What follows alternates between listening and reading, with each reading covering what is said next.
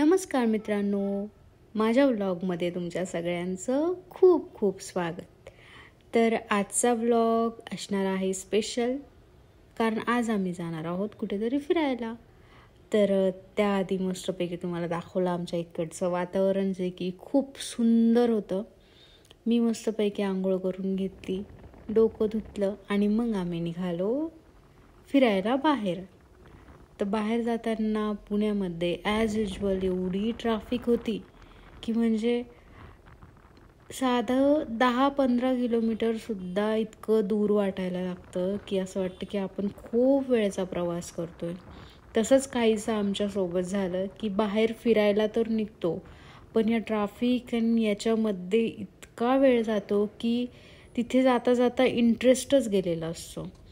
पण काही नाही, शेवटी आम्ही पोहोचलो ज्या ठिकाणी आम्हाला जायचं होतं, जे की होतं कासरसाई डॅम. तर इथे आलो.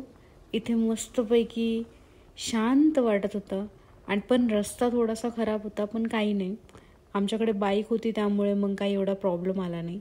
पण जे काही 4 व्हीलर घेऊन येणार असतील त्यांच्यासाठी खरंच खूप मोठा प्रॉब्लेम आहे, कारण खूप घाण रस्ता आहे.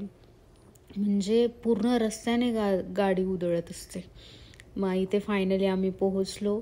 इथे पोहोचल्यानंतर पाहिलं की गर्दी तर खूप होती, खूप म्हणजे खूप गर्दी होती. आणि आम्ही नेमकी उशिरा आलो, त्यामुळे मग कदाचित आम्ही यायच्या आधी जास्त गर्दी असू शकते, पण काही नाही. आम्ही तिथे पोहोचलो, बघितलं तर लहान मुलांसाठी खरंच खूप छान ठिकाण आहे. इथे लहान मुलांसाठी खूप खेळायची सुद्धा सोय आहे आणि अतिशय म्हणजे कमी पैशांमध्ये तुम्ही इथे एन्जॉय करू शकता. इथे लहान मुलांसाठी म्हणजे उत्तम असे गेम्स आहेत आणि खरंच या विजिट करा, एन्जॉय करा. जास्त वेळ नाही, 1-2 ताससुद्धा तुम्ही इथे थांबले तरी पण तुम्हाला खूप छान वाटेल, प्रसन्न वाटेल. तर आम्ही इथे बोटिंग सेक्शनला आलो, म्हटलं बोटिंग करूया. पण हे जो प्रकार पाहिला बोटिंगचा, तर आम्ही डिमोटिवेट होऊन गेलो आणि आम्ही हात वर केले की नाही, मला नाही करायचं, मी असं म्हटली. आणि मी नाही म्हटली आणि सत्यमही नाही म्हटला, कारण त्यालासुद्धा नको होतं.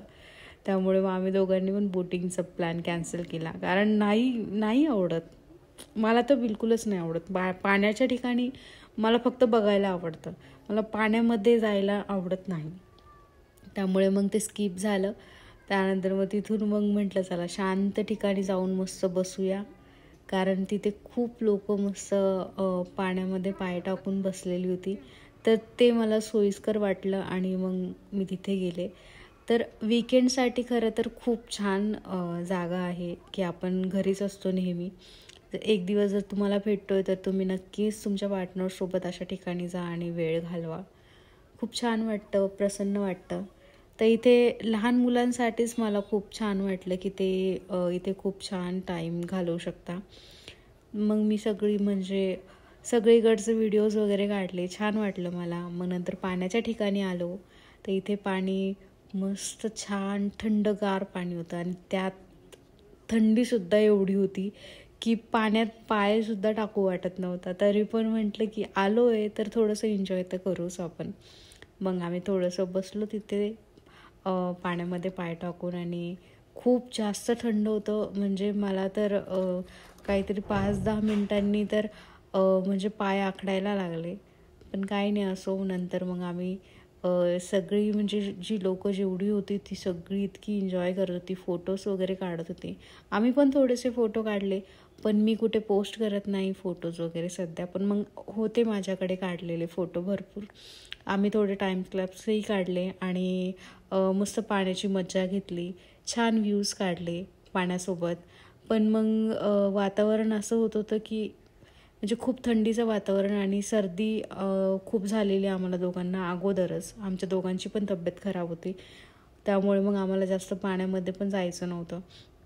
थोड्याच वेळात अंधार पडला आणि मग आता म्हटलं चला घरी जाऊया.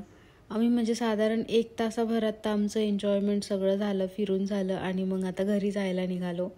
तर घरी जायच्या वेळेस तर म्हणजे अंधारामध्ये ते अजूनच ती जागा इतकी छान दिसायला लागली, म्हणजे छान वाटायला लागलं. सगळीकडे लाईट्स वगैरे ऑन झाली आणि इथे म्हणजे जवळपास आम्ही बघितलं की कॅम्पिंगची सुद्धा सोय आहे. ते बघून मला खरंच आश्चर्य वाटलं की पुण्यात एवढ्या जवळ कॅम्पिंगची सुद्धा सोय आहे वगैरे. नंतर मग घरी जाताना इथे मस्तपैकी श्रीकृष्ण मंदिर होतं, तिथे पण आम्ही गेलो, मस्त व्हिजिट केलं तिथे देवाच्या चरणाजवळ आणि तिथे थांबलो, जरा वेळ विश्रांती घेतली.